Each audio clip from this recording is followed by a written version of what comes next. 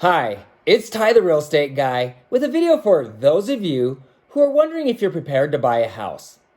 Are you financially ready to buy a home? Is now a good time or should you wait? Let's find out. By the way, if this is your first time to my channel, you'll want to hit the subscribe button below and ring that little bell to stay up to date on the latest real estate tips and trends. This video is going to focus on not only how much money you'll need to buy a house, but also how to ensure you're making a wise decision. So let's get started. For those of you who are worried about purchasing a home during a recession or a depression or some kind of pandemic like we're dealing with right now during this coronavirus outbreak, things can be a little more complicated and you'll probably want to use a little more caution. And you'll want to make sure you understand your market. For instance, here in Utah, we are not expecting home prices to fall. As a matter of fact, when things return to normal, we expect the market to take off again due to pent-up demand. Things could be different where you live, so you'll want to research and understand your market. If you want to learn more about buying a house during these type of events, when you're done watching this video, be sure to check out my recently released video, Should You Buy a Home During the Coronavirus Pandemic? I'll put a link to this video below. Okay, so a question I often hear is, how much should I save to buy a house? This is a great question because buying a home is complicated. Now, I'm a little more conservative than most because I don't think you should buy a house if you're scraping every penny together just to make it happen. You should feel pretty good about your situation financially, and to do this, I would say you'll want to have about 10% of the final price of the house you're looking to buy. For instance, if you're looking to buy a $300,000 home, you should have approximately $30,000 in savings. That being said, 20% down is much better because you wouldn't have to pay mortgage insurance, and who wants to do that? Just so you know, on a $300,000 home, mortgage insurance could easily be over $200 per month. I know that many of you are thinking, I don't want to pay that. I'll just save my money for another year or so. That way I can put 20% down. Usually that's a mistake. Why? Because if home prices continue to climb or if mortgage rates go up, by the way, right now they're amazing, you'll end up paying more for the house by waiting. And buying a home is better than paying rent. Much better. If you're currently renting, when you're done watching this video, you'll want to watch the most in-depth video on rent versus buying a house. I'll put a link to this video below as well. So, why save 10% before buying a house? Because 10% should allow you to buy a home from a place of comfort.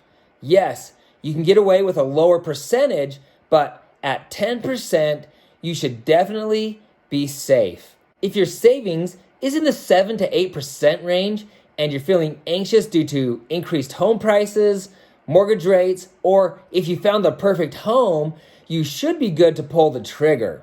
By the way, you can put as little as 3.5% down with an FHA loan or even 3% down with some conventional loans. If you're looking to buy a $300,000 home, your minimum down payment would be 3% or about $9,000. But you'll need more than that because of closing costs and prepaids. So now you're looking at $18,000. This number is probably a little high, but better safe than sorry, right? This would put you at a minimum of 6% in savings to buy a home on a 3% conventional loan.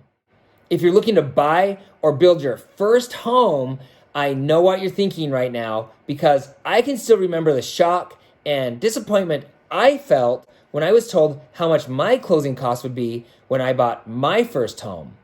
Fortunately, there are some things you can do to minimize or reduce the anguish of paying all of these closing costs.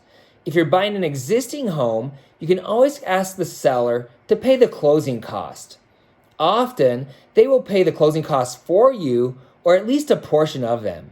Remember though, if you're in a hot market, the seller will be less willing to negotiate or pay any closing costs. So you'll want to keep that in mind. If you can't get closing costs paid, you may be able to add the closing costs to your home loan. Yes, you'll need to pay those closing costs back with interest. But if cash is tight, this is a great option. If you're building a home, often the home builder will pay a portion, if not all of the closing costs, especially if you're willing to use their preferred lender. You can also look for down payment assistance programs. Who knows, you may qualify for something like that. If you can find a seller or home builder to pay your closing costs, then you can reduce that 10% in savings I was talking about earlier to 7%, and you should still feel comfortable. If you're feeling anxious and you'd like to know the absolute minimum down payment you need to buy a home, you'll want to watch my video, The Actual Cost to Buy a Home. You'll also find a link to this video below. By the way, I really hope that it doesn't sound like I'm trying to push my videos on you. It's just that I've gone in depth on many of these subjects already. Some of you are just looking for basic information, while others want to learn everything you can. This is a good way for me to give all viewers what you want. Because I love you, and because I've been through this process many times, both for myself and for clients, I really want to make sure you're totally prepared for home ownership. The first and most important thing to do while you're looking to buy a house is to save like you've never saved before. My beautiful wife and I agreed not to buy petty things during this time. We didn't go to movies, we didn't go out to eat, and we didn't buy each other presents for birthday or Christmas. It was weird and kind of hard, but it was worth it.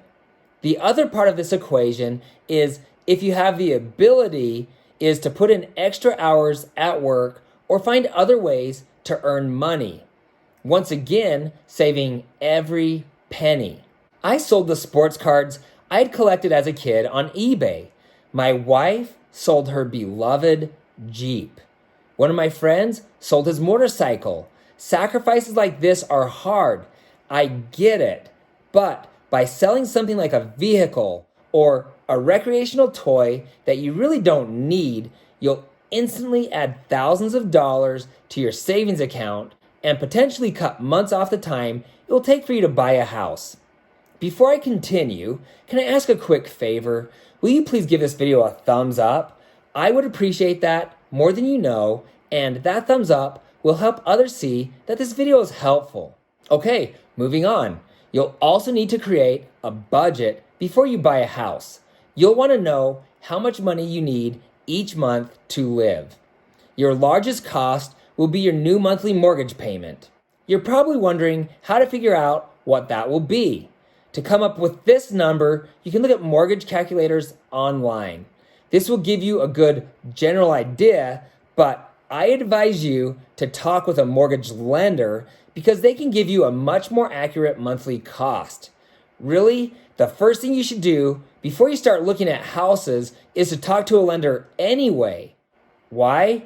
Because they will tell you how much money you need for your down payment at a minimum, and they'll tell you what your monthly payment would be for homes in your price range. The cost of owning a home also includes monthly charges for gas, electricity, water, and usually the city, for garbage removal and things of that nature.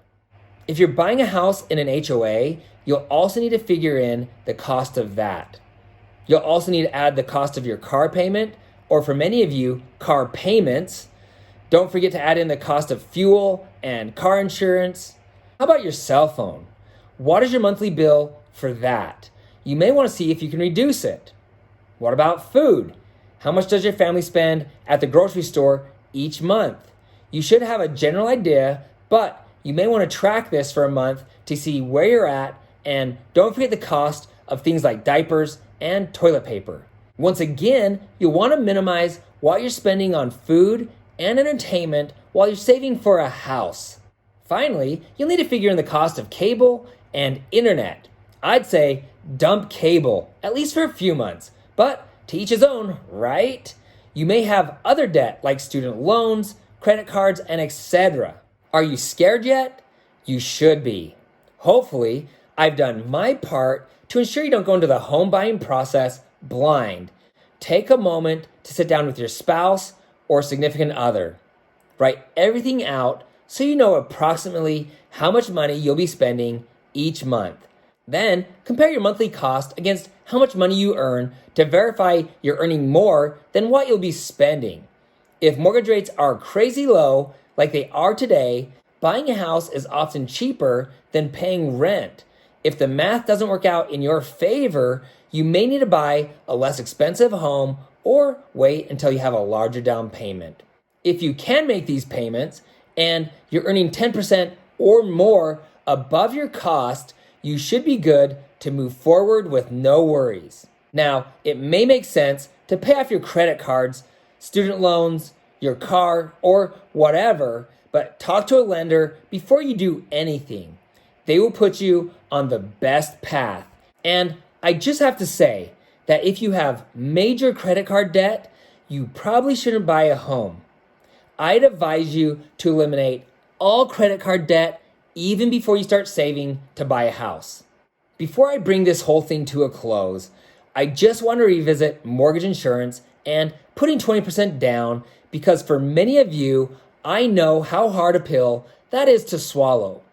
Just like you, most people want to put 20% down when they buy a house to avoid mortgage insurance. But as I stated earlier, that is often flawed thinking. Just so you know, I did not put 20% down on my first house, and most people I meet don't have 20% down either. Basically, what I'm saying is that most of us are in the same boat. If you're feeling anxiety about buying a house, once again, you're not the only one. My wife basically forced me to buy our first house, and buying that home has been the best financial decision we've ever made. Not only are we sitting on some pretty nice equity, but we've been able to use our equity from that first home to move up to larger homes over time. And in just 2 years, we were able to remove mortgage insurance. If you'd like to know more about how buying a house can make you rich, you'll want to watch my video, How Buying a Home Builds Wealth. You'll find links to my videos below. Is there something in this video that really stood out to you as being helpful? If so, what was it? Please let me know by commenting below. If you have questions or if I left something out, please help the community by leaving your remark below as well. Sincerely, I want to hear from you. And if you know someone who's ready to buy a house, please share this video with them. For more great real estate videos, please hit the subscribe button below. Also, you can find me on Instagram at Ty, the Real Estate Guy. If you found this information helpful, please give me a thumbs up. Thanks for watching, and don't forget to ring that little bell below. It'll make you feel good.